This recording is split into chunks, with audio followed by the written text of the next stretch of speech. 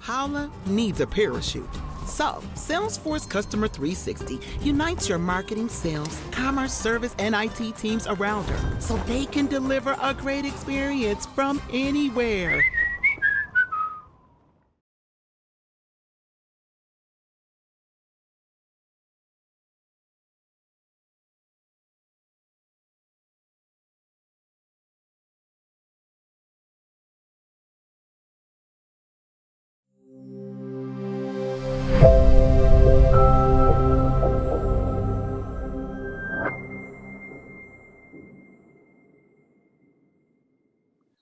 Hello and welcome to the Texas Tribune Festival. My name is Jolie McCullough and I am the criminal justice reporter at the Texas Tribune. Today we're going to be talking about criminal justice reform in the 87th legislative session.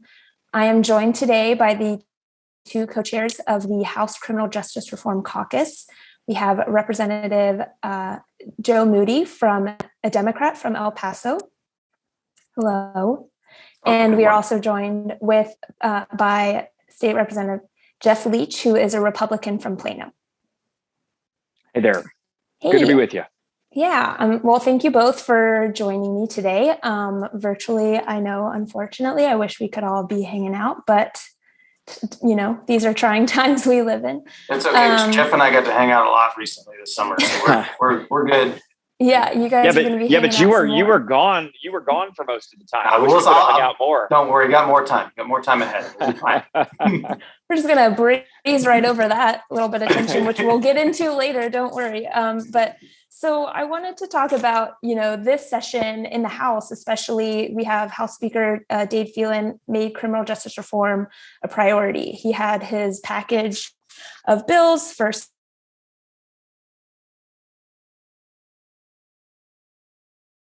Effort in the House to move some issues forward on things like bail, policing, the death penalty, criminal or civil asset forfeiture. There was just a whole slew of things. And there was really, at the end, there was some tension between the House and the Senate, as well as with the governor's office. So I'm wondering if you could just broadly tell me, do you think that this year was a success or a failure in terms of criminal justice reform? And whoever wants to start, I want both of you to answer. So. Joe, I'll defer to you first. I mean, every session has its successes and failures.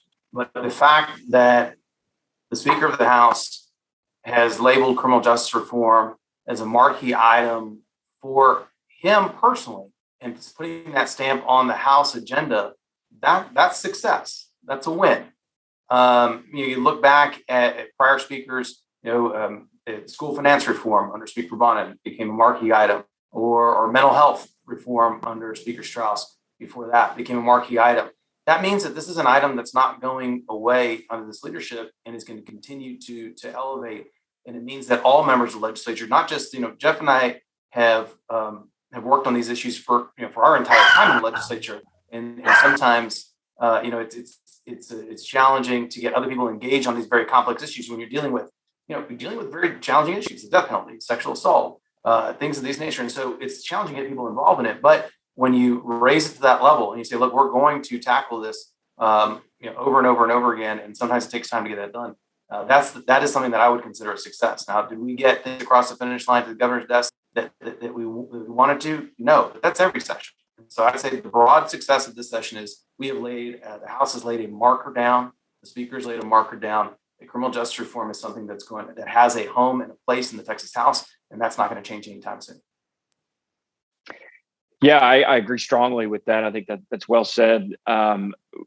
You'd be hard pressed to find another legislative body, another legislative chamber, I think anywhere in the country that has made criminal justice reform more of a priority in recent months and years than the Texas House.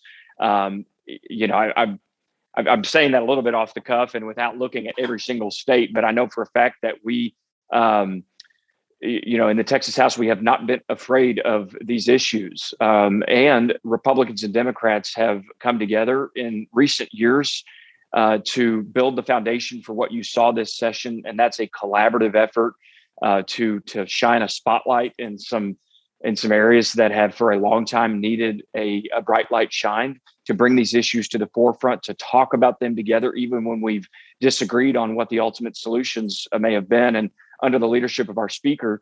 And I believe a very collaborative effort by our Criminal Justice Reform Caucus and House members from all across the state, from both parties, the most conservative and liberal members coming together, saying these are issues that we got to talk about.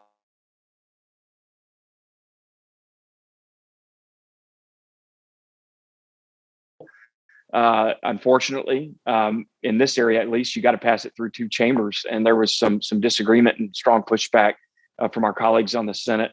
And I'm hopeful that we could just continue to work together to shine a light on these issues and get our senators to take note and make this more of a priority in their chamber next session. Yeah, so that kind of gets to, you're both talking about it in the House, right? And the House has clearly made this a priority, but as you said, there's two chambers in the legislature, and a lot of the issues that were on the priority list for the House this year didn't really go anywhere in the Senate. They fell flat. They didn't get committee hearings. They didn't sometimes even get referred to committees. Do you think this is a political climate, and especially as things are getting more divisive and as we've seen over the last several months, do you think this is something, is criminal justice reform in the current political climate possible to actually, cross that finish line? I'll take this first, because I think that the reason that we didn't get more traction in the Senate is because we had some conservative Republican leaders on that side who don't believe that criminal justice, at least in terms of the House's approach to criminal justice, is the way that we should go. It's not necessarily that they disagreed with us on the ultimate issues, although there definitely were some policy disagreements. But the House has made this a priority because the members of the House have made this a priority, and the Speaker gratefully has empowered us to make it a priority for the House. On the Senate side, speaking as a conservative Republican to my conservative Republican friends in the Senate, I would say they need to take note. This needs to be an issue that conservative Republicans not just talk about, not just maybe delve around or discuss around the edges, but this needs to be a centerpiece priority for conservative Republicans now and in the future. We're talking about issues of justice, the rule of law, life and liberty, the Constitution, second chances, getting fathers back to their homes and out of prison when they can be rejuvenated and restored and revived and become productive tax-paying members of society. These are issues that are core to what the Republican Party says we stand for. And so I think it should be a centerpiece issue for our legislative agenda going forward. And that's one of my big priorities here in the interim in advance of next session. Representative Moody, anything to add on the current political climate? Yeah, absolutely. And I think what you heard right there from Chairman Leach is exactly why this is the policy arena that's going to lead us back to collaboration. A lot of folks have looked at the events over the last several months in the Texas legislature and elsewhere in national politics in general, and said this is divisive. People are pulling apart and polarizing, and that's true in some in some arenas. For the last decade, this has been an issue where Democrats and Republicans have looked at each other across the aisle and have collectively said, "I hear you. I hear what Jeff is saying about life and constitutional issues and things that are bringing him to the table and his constituents to the table on these very issues. And he hears me when I talk about restorative justice and mercy and collateral consequences and making sure that we don't have disparate outcomes for people because of the color of their skin or because of the neighborhood they grew up in." And so those are things that we can talk about on multiple levels, and they intersect. And so that's what's made criminal justice reform a bipartisan agenda item for some years now. And it is what will allow us to be building bridges going forward and not falling into the same polarization that we see in other policy arenas. So you mentioned, like in the House, there was a lot of movement, and then obviously, not necessarily that success on all fronts overall. What were some of the biggest priorities for both of you this, I want to say session, but there's been 3 of them now this year, that did make it across or that you were really disheartened to see fail? Joe, you go first. Yeah, look, I'll start with, I'm happy to talk about something that was disheartening, getting some distance from it, but I also know that the journey's not over for Second Look. Second Look bill is about young offenders who were convicted to extremely harsh sentences back during the tough on crime era in Texas. And honestly, and I didn't mention this before, or one of the reasons why criminal justice reform is a bipartisan effort today is because over-criminalization and mass incarceration was a bipartisan problem that was created in Texas. And so the solution has to be bipartisan. And so part of what we saw out of that tough on crime era was an inordinate amount of young people sentenced to very harsh sentences. And so we were able to move Second Look, which would give an opportunity, not a parole, not a mandatory parole, but an opportunity for youthful offenders who had exhibited changes in the system to give them a meaningful opportunity at parole at an earlier stage. And we got that through both the House and the Senate to the governor's desk. The governor ultimately vetoed that bill, had a good conversation with his office after that about the issue that they had specifically with the bill, and the core constructs for the bill were not something they had an issue with. And so we're already working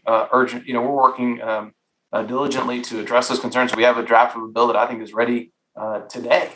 I'm really happy to see if he puts it on the special session call this 3rd time around. We can pass it now, but we can address those concerns. And so the fact that ended up on the veto, kind of veto pile was certainly disheartening. It's the first time it's ever happened to me in my career in the legislature.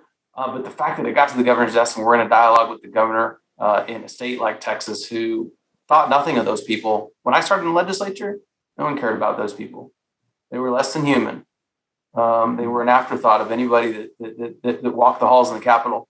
And now, you've got people all over the political spectrum that are aware of Second Look, that understand that there are notions of mercy and justice and how those things intersect. And so that's important. We have the governor involved in a dialogue about it. And I would consider that, even though a disheartening end to the story this session, something that has a very positive outlook going forward. What do you think what it was needed to be changed? Like, what were the concerns from the governor's office, and what does the new draft look like? There was a jury instruction piece that they were concerned about. And while I think the concern was well placed, I think it would have actually impacted a very small number of cases going forward. So I get it, understand it. Certainly was an issue to be addressed. Hadn't been brought up during the legislative process, but I think it was mainly because it wouldn't have that big of an effect on cases going forward, but it would have some, and they wanted to make sure that was clarified before they signed the bill into law. So we've got that draft ready, and we're happy to drop it in at any time. Chairman Leach, do you have any? What were the biggest items? Well, I was certainly disappointed and frustrated that bill got vetoed. Certainly wish those concerns had been addressed during session when we still had a chance to make those changes before getting it to the governor's desk. And Representative Moody, I'm happy to join you in filing that bill and calling for it to be on the special session call, because that's a really important piece of legislation. And when we talk about second chances and talk about, as I mentioned earlier, the fact that right now incarcerated all across the state for crimes that were committed long ago, in many cases, non-violent, non-sexual related crimes. These are folks who right now pose no real threat to society, but can offer such great benefit in terms of getting employed, becoming tax-paying citizens, being back home with their families and helping raise their kids so kids aren't stuck in fatherless homes. Those things make all of us better, and I would argue safer. And so that bill certainly is one that I care a lot about. Another one is one that I filed relating to the use of the death penalty, narrowing the use of the death penalty in law of parties cases, like Jeff Wood's case, who's currently sitting on death row, and the Texas Tribune has done such a great job covering that, and other cases. And the fact that these bills can overwhelmingly, not just that, but there are other examples, overwhelmingly pass the House and not even get a hearing on the Senate side, just because of a few voices on the Senate side that disagree, I would argue don't really even understand the policy, is really frustrating. So we're going to continue to work on these. As I said, we're also going to engage other communities and industries. The business community is taking a very unique, fresh approach, exciting look at criminal justice issues and how these impact businesses across the state. And so I hope that as we engage those businesses and those communities, chambers of commerce, Rotary clubs across the state, Republicans and Democrats, I hope that they will in turn speak out to the governor, to the lieutenant governor, and to their elected officials at all levels to talk about the importance of these issues. And I just want to clarify. So the law of parties, for those who are not aware, basically you can be sentenced to death in Texas if you were an accomplice, or you were, in Jeff Wood's case, in a truck outside when a robbery was happening and the robbery became a murder. You don't necessarily have to have known that there was a murder going to happen, but the language is that you should have anticipated that something like a robbery could turn into a murder. When that bill passed the House, I went over and started to work it on the Senate side. And just the fact that we got that out of the House so overwhelmingly bipartisan, a death penalty bill on the House was not due to Jeff Leach or Joe Moody. I mean, these House members, they care about these issues. They really care about these issues. Otherwise, it wouldn't have got such overwhelmingly bipartisan support. But when I walked onto the Senate side and I talked to Senate colleagues that should support these bills, there was such misinformation. That a couple of them said to me, "Well, Jeff, this bill would prevent the Texas 7 being executed for what happened in the murder of that police officer." And I specifically said on the floor of the Texas House and in committee hearing and throughout the debate of the bill that no, this bill was drafted in such a way that it would not apply to the Texas 7, where an accomplice knew about the murder, helped plan the murder, and but for his or her participation in the commission of the crime, the murder would not have taken place. That is totally separate from this bill. There was just such misinformation and lack of interest in learning about the bill on the Senate side that was really, really unfortunate. But I believe we could break through that here in the interim. Yeah, and that's what I want to ask. Like, how do you do that? Like, because you say you're a conservative member, and in the House, conservative colleagues have joined this, but in the Senate, it seems there's a lot of there's a wall. It hits a wall a lot of the time. So how are you hoping to break through that? Very, very simply and short and sweet. I believe that those guys, and I offer this to my Senate colleagues, it should go with me to death row, which I know we've been there. Jolie, I think you've been there, to death row. Sit down with me and meet Jeff Wood and hear his case. And if they hear Jeff Wood's case, they learn about it, they wrap their arms around it, they understand that he's been in prison going on 26, 27 years when he did not have the requisite mens rea. I believe that they would walk out of there not just voting for the bill, but fighting as to who would support and author the bill on the Senate side. They just got to be willing to learn, like I was willing to learn 10 years ago when I first entered the legislature and didn't know a whole lot about these issues. We can do it. We just got to work hard at it. This is a point that has to be made. When you talk about, there's a lot of naysayers out there talk about, well, it doesn't mean anything that Jeff Leach passed the bill in the House. It doesn't mean anything that we got intellectual developmental disability that spawned from the Bobby Moore case passed in the House. It doesn't matter that we got jury instructions on death penalties passed in the House. It doesn't matter that we got writ relief that addressed another Texas Supreme Court passed in the House. There are a lot of naysayers out there that think that this is an all or nothing business. And I want to tell them very clearly, that success that we've had will make a difference someday. Just like Jeff said right now, he said that I took the time 10 years ago, and it took 10 years to get that bill off the House floor. When I first started in the Texas House, and I've been I served in the Criminal Jurisprudence Committee almost all the sessions I've been there, that bill, the law of parties bill, never had any real chance to get anywhere, ever. And now not only is it a marquee bill being carried by a Republican chairman, it is a bill that went off the House floor. Jeff, I don't remember the votes against it, single digits maybe. I mean, so for those out there that, look, I get frustrated too. I get flustered too, because I'd love for everything that I come up with in my brain that I think is good criminal justice policy to become law the next day, but that's not how the legislature works. And it's tough. We didn't get in this bind of mass incarceration and overcriminalization overnight, and we're not going to work our way out of it overnight either. So I want people in this business who are not cynical to stay hardened, because it is difficult work, but the work that's worth doing is always going to be challenging. And so I think that's an important lesson that we can learn from Jeff's story about law parties. And I think a good story that can be learned about many of the other bills that we've seen be successful in the House. And ultimately, the Senate's going to have the same experience. They're always a little slower than we are, and that's okay. But we'll forgive them for now and know that change is coming in their chamber as well. So I kind of want to, this session was focused a large amount on conservative priorities, some of those being criminal justice related, bail, for example, which just passed in the third legislative session.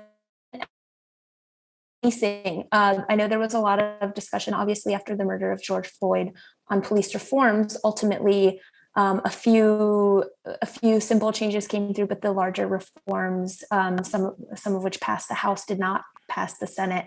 Do you think, there's been a lot of criticism lately I've heard from advocates of, Texas used to be the gold standard for states in general on just how to move forward in a bipartisan way on criminal justice reform. Do you think where we are now, where the focus lies now, that Texas still holds that status? I think we have the most opportunity to do the most good. We're the largest state that's engaging in look, it's not, none of these tasks are easy. And as I said, there were a lot of these issues that were created by what I would call hang 'em high Democrats when they controlled this state. They thought the way to prove that they weren't super liberal or too soft or whatever is they had to be tough on crime. So it was easy for them to have mandatory minimums and set up a system of mass incarceration. So all of that is ingrained in some history of our own party. And I certainly that's been a problem in kind of an old school conservative thinking too. But those things have started to flip over. So a state like Texas doesn't move very quickly. The ship of state is something that turns very slowly, and that's the nature of it. People in the advocacy world that don't think that this is going the right direction, I think maybe don't recall what it was like 10 years ago, 12 years ago. This dialogue and this discussion has changed drastically, and it's going to continue to. And we have the 6 different death penalty reform bills passing in the Texas legislature. You have broad drug policy reform passing in the Texas House. Again, does it get to the governor? Not yet, but it's going to get there. And in fact, when we tip the balance like that in this state, it's not just going to be in our state. That's going to tip the balance in a number of other states. And so, yes, we still have the opportunity to lead the way, and we have to push through the noise. There are people that create a lot of noise in this arena. There's a lot of knee-jerk reactions in this arena, and we need to push back against that and make sure that we don't fall into unsound policy and continue just to do the good work that we can together. And I think the main point of this was the bail bill. There was the main contention over the bail bill. So I guess, advocates, a lot of Democrats were thinking of that as not as a step backward in terms of increased detention, in that the bail bill would more heavily rely on cash bail in some instances. So do you think, and I'd love to hear from both of you on this, like how the bail bill will affect Texas criminal justice reform, or the bail law now that it's been signed into law? Joe, I'm going to defer to you on that again. Sure. You're the expert on bail. Well, I thought I was. No, look, the problem we ran into with efforts around bail is that they were born out of a situation where the goal was to reduce preventive detention. And then you have a very tragic case involving Damon Allen that garnered a lot of attention, and deservedly so. And there was something that people wanted to address. The highway trooper who was killed by someone who was out on a cash bond. Allegedly. Correct. And so not been convicted yet. And there's a number of cases in Harris County that fit that mold too. And so there was a concern, and that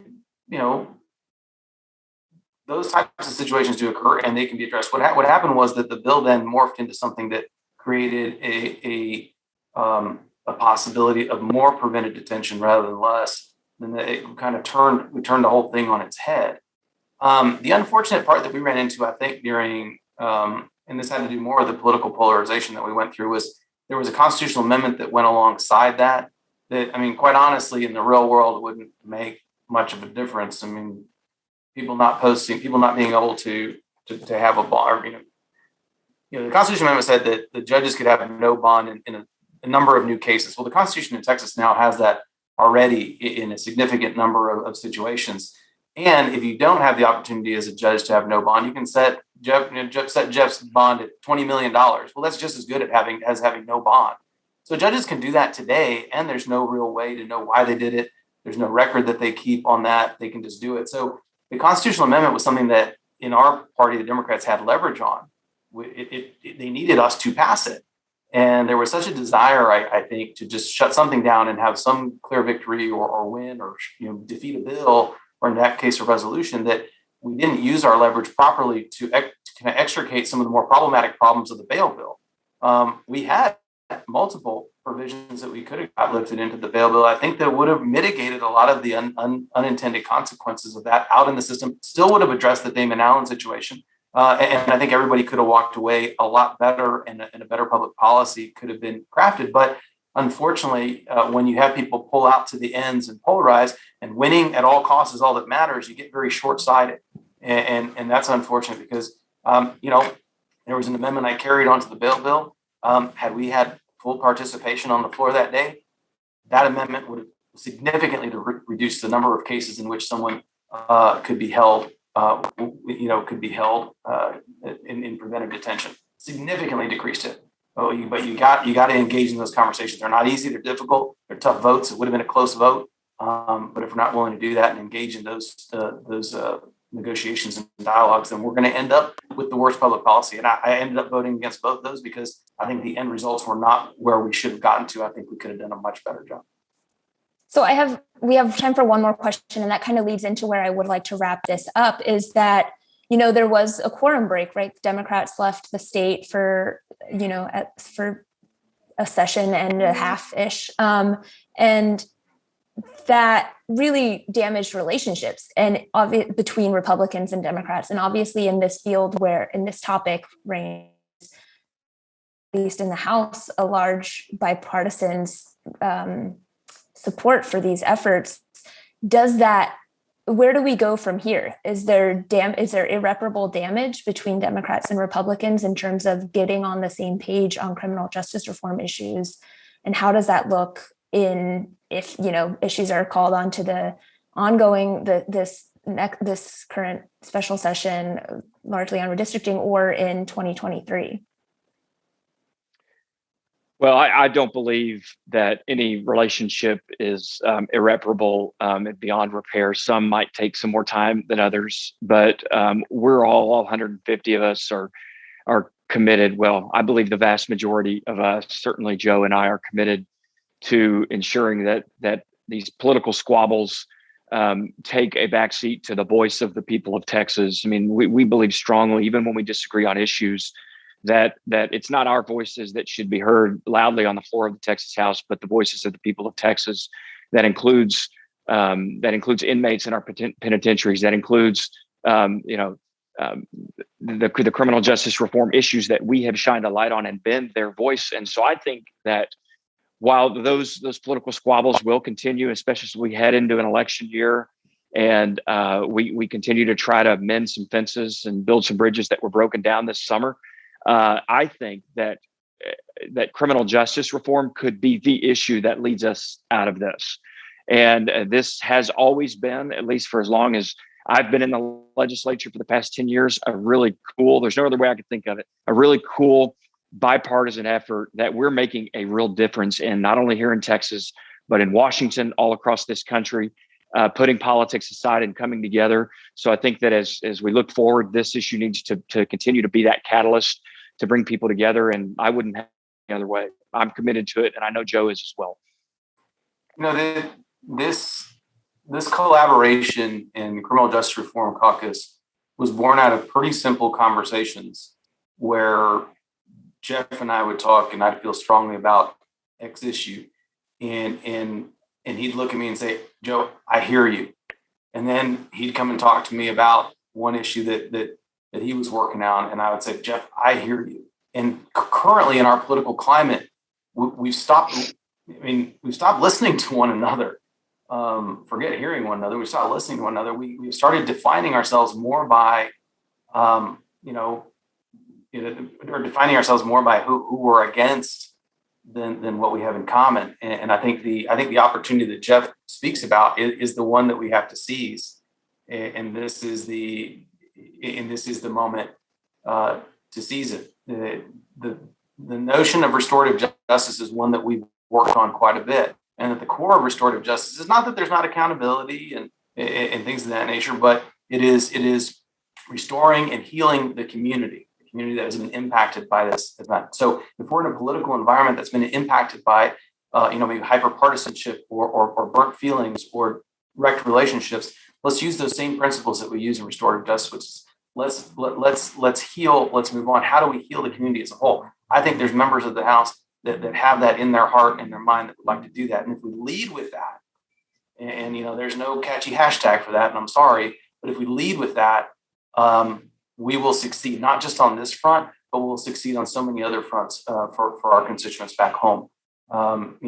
This is something that I've said many times. Politics is not a spectator sport. We're not here for entertainment. This should be our work should be pretty mundane, and it should be focused on getting good results for the people we serve. And that means those folks who are outside awaiting their family members released from prison, and those who have for a long time been forgotten in the criminal justice system, and also the guards in the prison system. I mean, all these things are holistically need to be thought about. And it's what's beautiful about this arena and this policy arena, and it's why it will allow us to utilize this to lead us out of this kind of negative energy that we're in. Okay, well, we'll see if that works out. But I thank you both so much for being here with us, and thank you everyone for watching, and thanks for being a part of the Texas Tribune Festival.